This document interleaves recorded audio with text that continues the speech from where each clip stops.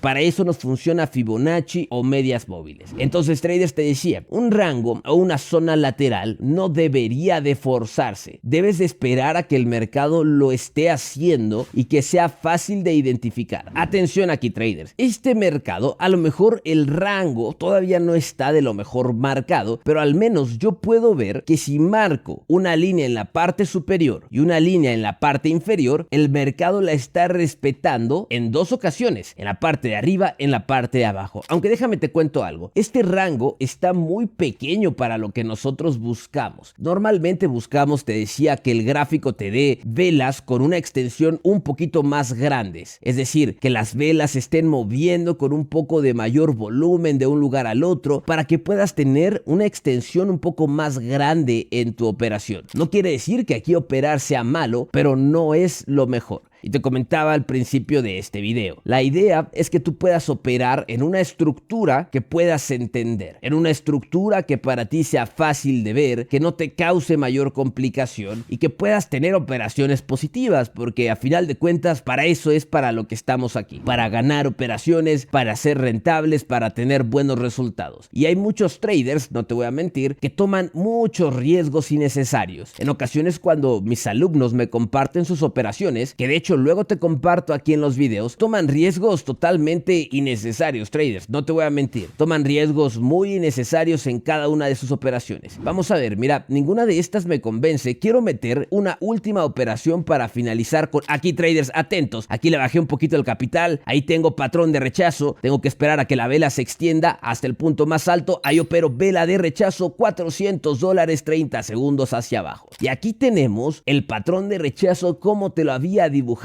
previamente. Aquí el mercado está cambiando hacia abajo, dejándome las mechas en la parte superior. Este es un indicativo de punto de cambio. Ahora, un patrón de rechazo no necesariamente se opera en una zona lateral. Puedes operarlo en cualquier parte del gráfico. Mira, ahí el mercado está cumpliendo el patrón de rechazo. Vamos a ver cómo cierra esta última operación, $356, 30 segundos hacia la baja. La ventaja entonces de velas de rechazo es que puedes utilizarlas prácticamente en cualquier parte del gráfico, pero para sacarles máximo provecho, trata de buscar una zona lateral, trata de buscar un rango, ya que puedes operarlas en ambos lados de la estructura. Eso te puede dar muchísimo provecho, sobre todo si tú buscas hacer ciclos de interés compuesto y tratas de llevar tu cuenta al capital más alto posible. Así que, traders, esperando que les haya gustado esta sesión de operativa, asegúrate de dejar tus dudas o tus comentarios en la parte de abajo del video, y aquí tienes un próximo video para que puedas verlo. No olvides darle clic y nos vemos en la próxima.